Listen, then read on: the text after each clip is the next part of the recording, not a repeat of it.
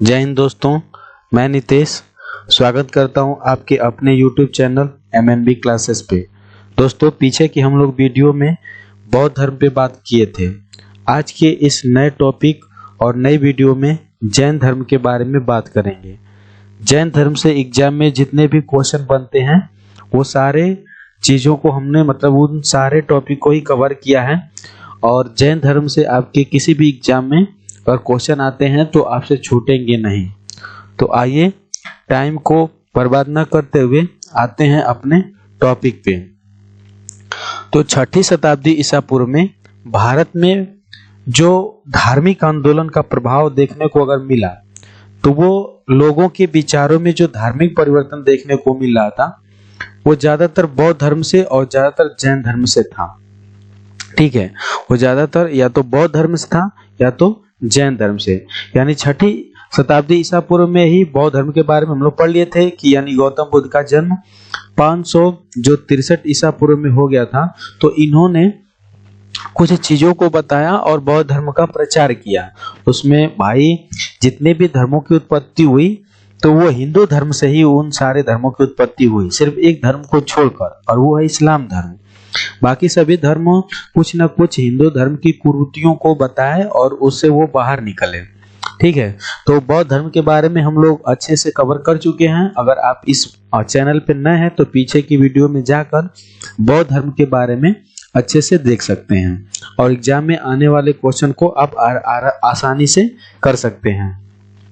तो ये है जैन धर्म। तो जैन धर्म की जो संस्थापक है या जैन धर्म के जो संस्थापक हैं या प्रथम तीर्थंकर हैं वो कौन है? ऋषभदेव। तो आपके एग्जाम में तो यही से क्वेश्चन बन जाता है कि जैन धर्म के संस्थापक कौन है। तो जैन धर्म के संस्थापक ऋषभदेव, और इनको तीर्थकर क्यों कहा गया है तो इसको आइए समझ लेते हैं। तो तीर्थकर उन व्यक्तियों को कहा जाता है जो स्वयं तप के माध्यम से आत्मज्ञान प्राप्त कर लेते हैं। यानी जो लोग स्वयं तपस्या करके एक जगह बैठ के और ज्ञान की प्राप्ति कर लेते हैं और संसार रूपी सागर से पार लगाने वाले तीर्थ की रचना करते हैं। ठीक है, उन्हीं को क्या बोलते हैं? तीर्थकर बोलते हैं। तो ये बातें समझ में आ गई होगी कि तीर्थकर किसको बोलते हैं। तो जो स्वयं तप के माध्यम से, यानी जो स्वयं तपस्या करके ज्ञान की प्राप्ति कर लेते हैं और इस संसार रूपी सागर से पार लगाने वाले तीर्थ की रचना करते हैं, उन्हीं को ही तीर्थंकर कहते हैं। ठीक है, तो जो जैन धर्म के तीर्थंकर हैं उनके प्रतीक चिन्ह भी दिए गए हैं, तो उसको आइए देख लेते हैं। वैसे जैन धर्म के जो कुल तीर्थंकर हुए हैं वो कितने हैं? 24। तो एग्जाम में उन 24 को तो याद रखना बड़ा कठिन है। तो आप इतना याद रखेंगे कि जैन धर्म में कितने कुल तीर्थंकर हुए हैं। तो 24 तीर्थंकर हुए हैं और उनमें के जो प्रमुख हैं, जो एग्जाम में पूछता है, उन तीन लोगों का नाम पूछता है। तो तीनों का आप नाम याद कर लीजिए। जैसे पहले 23वें और 24वें, जो पहले थे वो तो संस्थापक थे, वो कौन है? ऋषभदेव। इनका प्रतीक चिन्ह क्या था? सांड था। मतलब कि सांड के प्रतीक चिन्ह से इनको जाना गया था, ऋषभदेव को। 23वें इसलिए जानते हैं क्योंकि 24वें मानते हैं महावीर स्वामी का जन्म 540 ईस्वी में हुआ है। कहीं कहीं ज्यादातर बुकों में 599 देता है, लेकिन राइट ज्यादातर इतिहासकार 540 को मारते हैं। तो याद रखेंगे। अब महावीर स्वामी के जन्म से 250 साल पहले माना जाता है कि पार्श्वनाथ का जन्म हुआ था और इन्होंने जैन धर्म को आगे लेकर गए। तो जैन धर्म से आगे लेकर जाने वाले पार्श्वनाथ थे, तो इनका प्रतीक चिन्ह था सांप। अब समझिए कि 250 साल महावीर स्वामी से पहले 23वें जो थे, अब इनसे पहले जो 22वें थे, 21वें थे, अब पता नहीं कितने साल पहले ये रहे होंगे। तो उन सारे लोगों के बारे में उतनी जानकारियां प्राप्त करना मुश्किल है। तो इसलिए इन सभी लोगों के बारे में उतनी जानकारियां नहीं मिल पाती है, जबकि जो 23वें पार्श्वनाथ हैं उनके बारे में जानकारी मिलती है, और जो 24वें हैं महावीर स्वामी जिनका प्रतीक चिन्ह है शेर, इनके बारे में जानकारी मिलती है। तो आइए बारी बारी से हम लोग देख लेते हैं। वैसे याद रखेंगे कि ऋषभदेव थे और जो संस्थापक थे, जो 23वें थे पार्श्वनाथ थे, और जो 24वें थे वो महावीर स्वामी थे। और इनका प्रतीक चिन्ह भी याद रखेंगे कि ऋषभदेव का प्रतीक चिन्ह सांड था, पार्श्वनाथ का प्रतीक चिन्ह सांप था और महावीर स्वामी का प्रतीक चिन्ह शेर था। अब आइए आगे देखते हैं। तो आगे की कहानी में हम लोग देखते हैं कि जो पार्श्वनाथ थे वो जैन धर्म के जो 23वें तीर्थंकर थे, वो उनका नाम पार्श्वनाथ था। और उसके बाद उनकी ज्ञान की प्राप्ति कहाँ हुई थी? तो झारखंड के समेत शिखर, यानी झारखंड में एक पहाड़ी है जिसका नाम है पारसनाथ, और पारसनाथ की सबसे ऊंची चोटी है समेत शिखर। तो ज्ञान की प्राप्ति जो पार्श्वनाथ थे उनको ज्ञान की प्राप्ति यहीं पे हुई थी।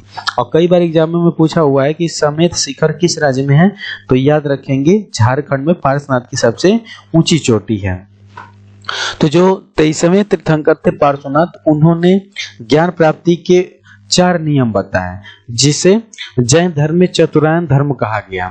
जो पहला था हिंसा न करना, फिर दूसरा था सदा सत्य बोलना, उसके बाद तीसरा था चोरी न करना, और चौथा था संपत्ति न रखना। इनका मानना था कि हिंसा नहीं करना यानी किसी की हत्या नहीं करना है, सदा सत्य बोलना यानी कि झूठ नहीं बोलना, और तीसरा चोरी नहीं करना, और चौथा संपत्ति न रखना यानी अपने पास संपत्ति उतना ही रखना है जितना से आपका निर्वहन हो सके, उससे ज्यादा आप अपने पास संपत्ति नहीं रखेंगे। तो ये पार्श्वनाथ के 4 चतुरायन थे जिनको जैन धर्म में कहा गया। तो यही थे हिंसा, सदा सत्य बोलना, चोरी न करना और संपत्ति न रखना। उसके बाद जो जैन धर्म के 24वें व अंतिम जो तीर्थंकर हुए वो है महावीर स्वामी।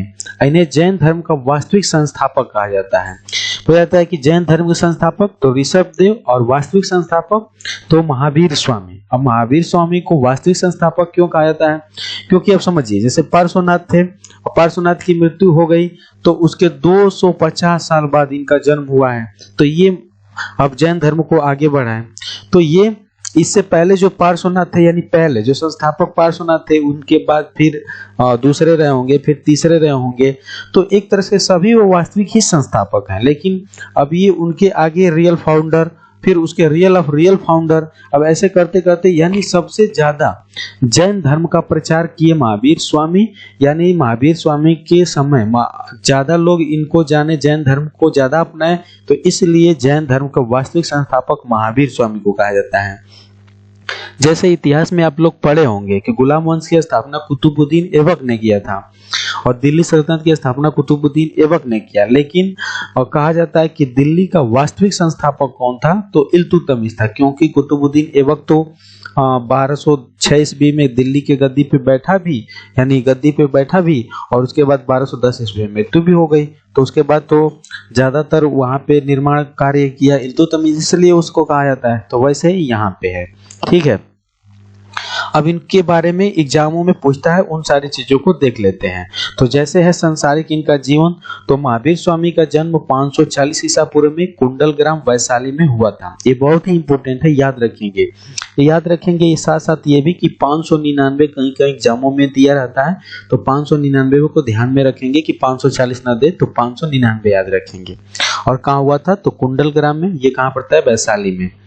इनके पिता का नाम सिद्धार्थ था, माता का नाम त्रिशला था, और भाई का जो बड़ा भाई था उनका नाम था नंदीवर्धन। और उसके बाद जो इनकी पत्नी थी उनका नाम यशोधरा, इनके पुत्री का नाम प्रियदर्शनी, और जो इनके पुत्री का पति यानी इनका जो दामाद था उनका नाम जमाली था, ठीक है। तो उसके साथ साथ ये याद रखेंगे कि महावीर स्वामी का जन्म 540 ईसा पूर्व में कुंडल ग्राम वैशाली में हुआ। इनके पिता का नाम सिद्धार्थ, पत्नी का नाम यशोधरा, माता का नाम त्रिशला, और पुत्री का नाम प्रियदर्शनी, और भाई का नाम नंदीवर्धन, और दामाद का नाम जमाली था। जो महावीर स्वामी के बचपन का नाम था ना वर्धमान, ये भी याद रखेंगे, कई बार एग्जाम में पूछा हुआ है कि महावीर स्वामी के जो बचपन का नाम था वो वर्धमान था। आगे आते हैं, तो महावीर स्वामी का जो आध्यात्मिक जीवन था, तो महावीर स्वामी जो 30 वर्ष की उम्र में ही अपने माता पिता की मृत्यु के पश्चात अपने बड़े भाई यानी अपने भैया से, यानी उनका भैया कौन थे? नंदीवर्धन थे, उनसे अनुमति लेकर इन्होंने सन्यास जीवन को स्वीकार कर लिया था। और 12 वर्ष के कठिन तपस्या के बाद महावीर स्वामी को ऋजुपालिका नदी के किनारे साल वृक्ष के नीचे तपस्या करते हुए ज्ञान की प्राप्ति हो गई, और इसी को जैन धर्म में कैवल्य कहा जाता है। बोला जाता है कि जैन धर्म के कैवल्य सबसे किससे तात्पर्य है? तो ज्ञान प्राप्ति से। और ज्ञान प्राप्ति किसको हो गई? महावीर स्वामी को। तो किस नदी के किनारे हो गई या किस नदी के तट पे? तो ऋजुपालिका नदी के तट पे। और किस वृक्ष के नीचे? तो साल वृक्ष के नीचे। ये याद रखेंगे हमेशा, कई बार एग्जामों में पूछा हुआ है। और जो महावीर स्वामी के जो स्वामी अहत थे यानी पूज्य निर्गुत थे, वो बंधीहीन व जीन विजेता कहलाए। ठीक है, उसके साथ ही महावीर स्वामी जो अपना उपदेश दिए वो प्राकृतिक भाषा में दिए या प्राकृतिक भाषा में दिए, और उन्होंने पहला उपदेश कहाँ दिया था? राजगिरी में दिया था, और अंतिम उपदेश पावापुरी में, क्योंकि इनकी मृत्यु भी कहाँ हुई थी? पावापुरी में हुई थी। तो अंतिम भी उपदेश कहाँ देंगे? पावापुरी में ही देंगे। तो एग्जाम में बहुत ही पूछता है कि महावीर स्वामी का जो भाषण देने वाला जन भाषा थी वो क्या थी? तो प्राकृतिक भाषा थी। इन्होंने पहला उपदेश राजगिरी में दिया था, और इनका जो अंतिम उपदेश है पावापुरी में, क्योंकि इनकी मृत्यु भी पावापुरी में हुई थी। आगे इनसे कुछ और चीजें देख लेते हैं कि जैसे ज्ञान प्राप्ति के बाद महावीर स्वामी ने कुल 5 नियम बताए, जिसे पंचायन धर्म कहा जाता है। तो ये तो चार ऊपर के जो 4 चीजें थी वो तो पार्श्वनाथ बताए थे। हिंसा न करना, सदा सत्य बोलना, चोरी न करना, संपत्ति न करना, न रखना। हिंसा न करना मतलब कि किसी की हत्या नहीं करना है, सदा सत्य बोलना है, और चोरी नहीं करना है, संपत्ति उतना ही रखना है जितना आपका जीवन जितना से निर्वाह हो सके। अब ये तो पहले से पार्श्वनाथ दिए ही थे। अब इन चारों चीजों को देखेंगे तो इन चारों चीजों का कारण एक ही होती है, और वो होती है स्त्री। तो महावीर स्वामी सोचे कि क्यों न इस स्त्री को ही हटा दिया जाए, यानी उन्होंने 5वां व्रत जोड़ दिया ब्रह्मचर्य, और ब्रह्मचर्य जोड़ दिया, यानी इन सारे दुखों का कारण जब स्त्री ही है तो स्त्री को हटा दिया जाए, यानी उन्होंने ब्रह्मचर्य शब्द को जोड़ दिया। तो यानी ये हो गए 5वां व्रत। तो पूछता है कि महावीर स्वामी 5वां व्रत कौन जोड़े थे? तो याद रखेंगे उन्होंने ब्रह्मचर्य जोड़ा था। उससे पहले जो 4 थे वो तो पार्श्वनाथ दिए थे। ठीक है, महावीर स्वामी ने त्रिरत्न भी दिए, जिसको सम्यक दर्शन, सम्यक ज्ञान और सम्यक आचरण कहा जाता है। और ये भी याद रखेंगे कि महावीर स्वामी के कितने त्रिरत्न दिए थे? तो 3 त्रिरत्न दिए थे, सम्यक दर्शन, उसके बाद सम्यक ज्ञान, और उसके बाद सम्यक आचरण।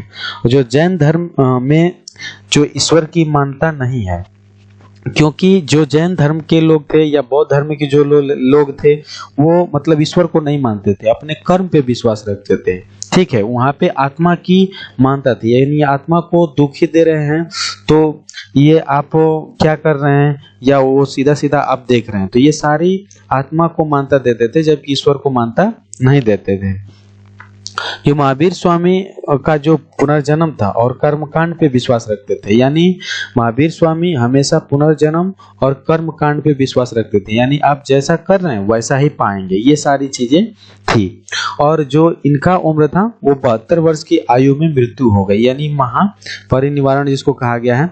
और इनकी मृत्यु 468 ईसा पूर्व में बिहार राज्य के पावापुरी में हो गया था। तो याद रखेंगे इनका मृत्यु पावापुरी में हुआ था, और यहीं पे इन्होंने अंतिम अपना उपदेश दिए थे।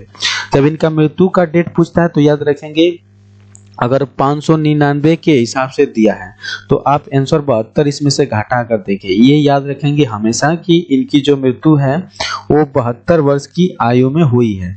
तो अगर 599 वाला मानता है तो ऑप्शन में 527 दिया रहेगा, अगर वो 540 वाला मानता है तो 468 ईसा पूर्व वाला दिया रहेगा। तो दोनों आप देख सकते हैं यहाँ से, और इसको याद रखेंगे कि उनकी मृत्यु 72 वर्ष की उम्र के में हो गई थी। ठीक है, अब आते हैं आगे की कुछ चीजों को देख लेते हैं। जो महावीर स्वामी की जो 2 प्रमुख अनुयायी थे वो थे स्थूलभद्र और एक थे भद्रबाहु। तो जो स्थूलभद्र थे वे श्वेतांबर थे, यानी श्वेत वस्त्र धारण करने वाले थे, यानी श्वेत वस्त्र धारण करते थे। और जो भद्रबाहु थे वो दिगंबर थे, यानी हमेशा वो नंगा धड़ंगा रहते थे। इन लोगों का मानना था कि तो भगवान ने हमको नंगा ही भेजा है तो यहाँ पे वस्त्र पहनने की क्या हो सकता है, हम यहाँ पे ही बिना वस्त्र के रहेंगे। ठीक है, और भी कुछ इंपोर्टेंट क्वेश्चन बनता है, जैसे मौर्य काल में 12 वर्ष का जब भीषण अकाल पड़ गया था, उसी के कारण जो भद्रबाहु थे अपने कुछ अनुयायियों के साथ उन्होंने दक्षिण भारत के कर्नाटक में चले गए, और उनके साथ जो चंद्रगुप्त मौर्य भी थे वो भी कर्नाटक में चले गए, और श्रवणबेल गोला में संलेखना विधि के द्वारा क्या कर दिए, अपना प्राण को त्याग दिए। तो ये बहुत बार क्वेश्चन पूछा हुआ है कि चंद्रगुप्त मौर्य किस धर्म को मानते थे, तो याद रखेंगे जैन धर्म को मानते थे। उनकी मृत्यु किस विधि हुई थी, तो संलेखना विधि द्वारा। कहाँ पे हुई थी, तो श्रवणबेल गोला में, और श्रवणबेल गोला है कहाँ, तो कर्नाटक में है। ठीक है, संलेखना विधि का मतलब होता है कि जैन धर्म में जो लोग खाना खाते हैं, यानी आज खाएंगे तो कल थोड़ा उसे कम खाएंगे, तो ऐसी चीजें होता था। और एक दिन ऐसा आएगा कि बिना खाए हुए अन्न पानी को त्याग देंगे और उनकी मृत्यु हो जाएगी, तो उसको कहा जाता था संलेखना विधि। फिर उसके बाद जो जैन धर्म के प्रचार के लिए 2 जैन संगीतियां हुई थी, और जैन धर्म को ज्यादा लोगों में प्रचार नहीं हो पाया। इसका कारण एक ये भी था कि जो जैन संगीतियां हुई वो काफी लंबे लंबे समय पर हुई हैं, और वो भी 2 ही हुई हैं। एक देखिए 300 ईसा पूर्व में हो रहा है, और एक होता है 6वीं शताब्दी में, यानी 300 ईसा पूर्व और 1 ईस्वी, यानी इसके बीच में 3 साल ये और 6 साल ये, यानी एक संगीति होने के बाद दूसरे संगीति होने में 9 साल का समय लग गया। तो एक कारण ये भी रहा कि लोग उसको जान ही नहीं पाते थे कि जैन धर्म है क्या। तो जो प्रथम जैन संगीति हुई थी वो 300 ईसा पूर्व में कहाँ पे हुई थी? पाटलिपुत्र में। और कौन करवाया था? तो स्थूलभद्र करवाए थे। अब ये जो पाटलिपुत्र है कहाँ? यहाँ पे भारत में देखा जाए तो पाटलिपुत्र ये वाला क्षेत्र यानी बिहार वाला क्षेत्र में हुआ करता था, मगध साम्राज्य का एक बड़ा सा क्षेत्र। और जो द्वितीय बौद्ध संगीति हुई थी वो 6वीं शताब्दी ईसा पूर्व में बल्बी, और बल्बी देख रहे हैं यहाँ पे गुजरात वाले क्षेत्र में पड़ता है, ठीक है। और इसको कौन करवाया था? तो क्षमा श्रवण करवाए थे। यानी 2 ही बौद्ध संगीति हुई थी, एक 300 ईसा पूर्व में और दूसरी 600 शताब्दी में। पहला हुआ था पाटलिपुत्र में, दूसरा हुआ था बल्बी जो गुजरात में पड़ता है। पहला करवाए थे स्थूलभद्र और दूसरा करवाए थे क्षमा श्रवण में। तो जैन धर्म के कुल प्रमुख राजा भी थे, जिनको एग्जामों में पूछ लेता है कि जैसे उदयन किस धर्म को मानते थे, तो उदयन भी जैन धर्म को मानते थे। वंद राजा, चंद्रगुप्त मौर्य, कलिंग नरेश, खरावेल, उसके बाद राष्ट्रकूट राजा, अमोघ वर्ष और चंदेल शासक, ये सभी जैन धर्म को मानता है, यानी जैन धर्म को मानने वाले राजा थे। तो जो एग्जामों में पूछ लेता है कि राष्ट्रकूट राजा किस धर्म को मानते थे, अमोघ वर्ष किस धर्म को मानते थे, तो याद रखेंगे सारे लोग किस धर्म को मानते थे? तो जैन धर्म को मानते थे। कुछ जैन धर्म से संबंधित इंपॉर्टेंट मंदिर भी पूछ लिया जाता है कि मौर्य काल में मथुरा जैन धर्म का प्रमुख केंद्र था, तो इसलिए पूछ लेता है कि मथुरा कला का संबंध किस धर्म से है। तो याद रखेंगे कि जो मथुरा कला का संबंध है वो जैन धर्म से है, ठीक है। और ये भी याद रखेंगे कि मौर्य काल में मथुरा जैन धर्म का एक प्रमुख केंद्र हुआ करता था, यहाँ पे जैन धर्म की शिक्षा दी जाती थी। उसके साथ ही कर्नाटक के चामुंड शासकों ने श्रवणबेलगोला में एक विशाल बाहुबली की मूर्ति, जो गोमतेश्वर की मूर्ति भी कहा जाता है, का निर्माण करवाया था। उसके साथ ही मध्य प्रदेश में चंदेल शासकों ने खजुराहो में जैन मंदिर का निर्माण करवाया था। तो एग्जाम में कई बार क्वेश्चन पूछता है कि खजुराहो का मंदिर है कहाँ, तो याद रखेंगे कहाँ पे है? मध्य प्रदेश में। उसके बाद किसने बनवाया था? तो चंदेल शासकों ने। और किस धर्म से संबंधित था? तो जैन धर्म से संबंधित था, क्योंकि जैन की वहां पे मूर्ति है। उसके साथ ही याद रखेंगे राजस्थान के माउंट आबू जिले में दिलवाड़ा के प्रसिद्ध जैन मंदिर बनाया गया है। तो माउंट आबू में अरावली पर्वत है, और अरावली पर्वत में माउंट आबू एक जिला है, वहीं पे दिलवाड़ा का जैन मंदिर भी बनवाया गया है, ठीक है। तो ये सारे मंदिर हैं जो जैन धर्म से संबंधित है। तो यहाँ पे हम लोग का थ्योरी सेक्शन कंप्लीट हुआ, और लगभग एग्जाम में जितना भी टॉपिक से क्वेश्चन बनता है हम उसको कवर कर चुके हैं। आप कमेंट बॉक्स में अवश्य बताएं कि वीडियो कैसी रही, और आगे किस टॉपिक पे आपको वीडियो चाहिए वो भी कमेंट बॉक्स में अवश्य बताएं। तब तक के लिए धन्यवाद।